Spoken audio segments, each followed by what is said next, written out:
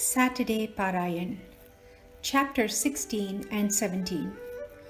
Story of a rich man who wanted Brahmajnana quickly. Through Cholkar's story, Sai Baba demonstrated that he would accept anything with pleasure if one offered it with wholehearted love and dedication. He did not care for mere outward formalities, but believed in humble submission. A Sadguru like Sai Baba is liberal and compassionate. He cannot be compared to the celestial entities like the Chintamani jewel, the Kalpataru, or the Kamadhenu that fulfill all that we desire to possess.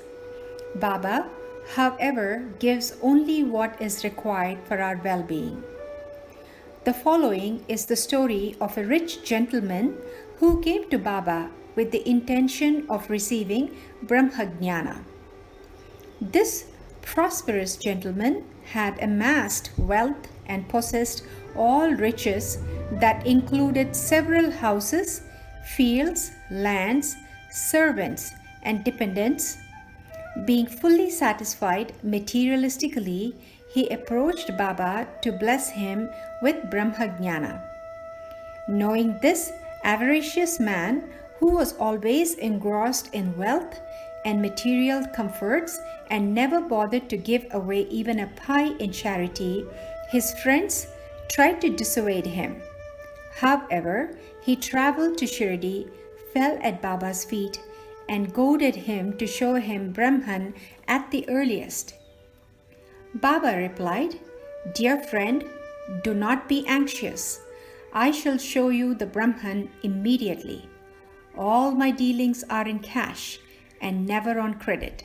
Hence, many people come to me for health, wealth, power, honor, and other worldly matters. Rarely do people like you come asking for Brahmajnana. I will therefore show you the Brahman with all its accompaniments and complications." So saying, Baba engaged him in another topic to make him forget his question temporarily. He then called a boy and told him to go to one Nandu Marwadi and get from him a hand loan of ₹5. The boy went and returned saying Nandu's house was locked. Baba then sent him to Bala, the grocer, to get the said loan. This time also the boy was unsuccessful. Baba sent the boy to a number of places, but each time he returned empty-handed. In reality, Baba did not require the paltry sum of ₹5. He was only enacting the episode as a test for the seeker of Brahman. The gentleman, despite having a bundle of notes in his pocket, did not offer to advance the sum to Baba and remained a silent spectator. After a while, he became impatient and implored Baba to show him Brahman soon. At this, Baba replied, "For seeing Brahman, one has to surrender 5 things. 1.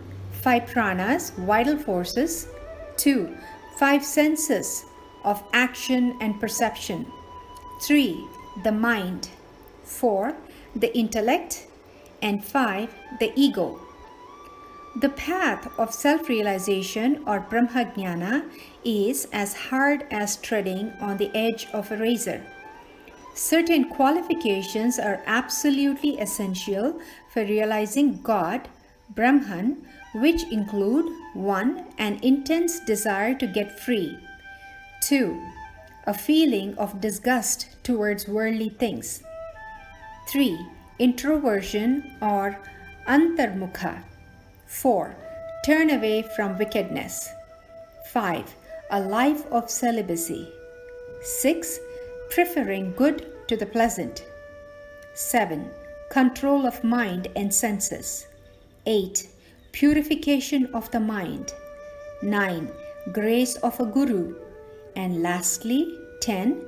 The God's grace.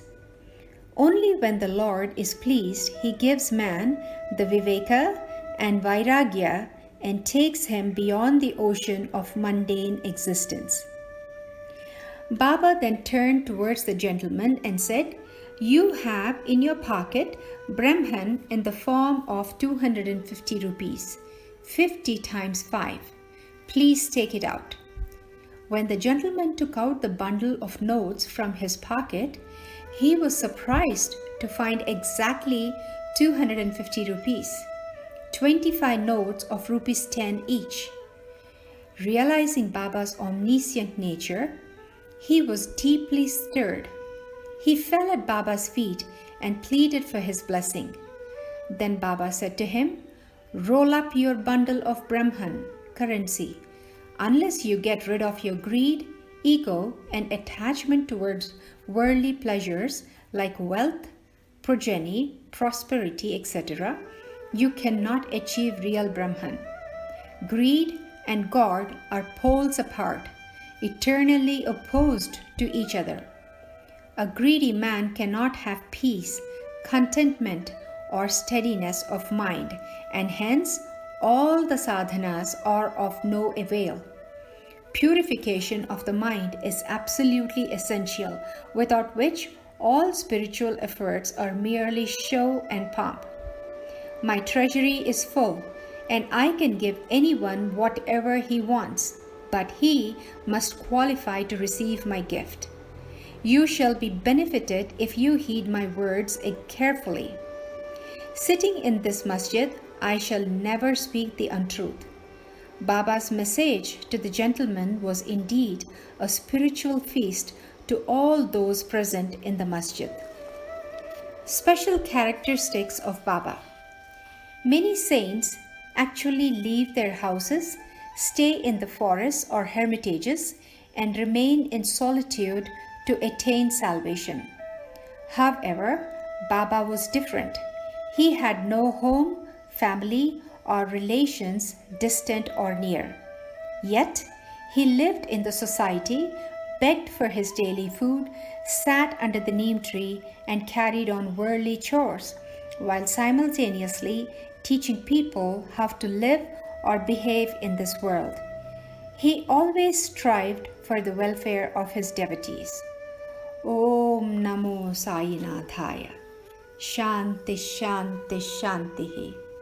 End of chapter 16 and 17.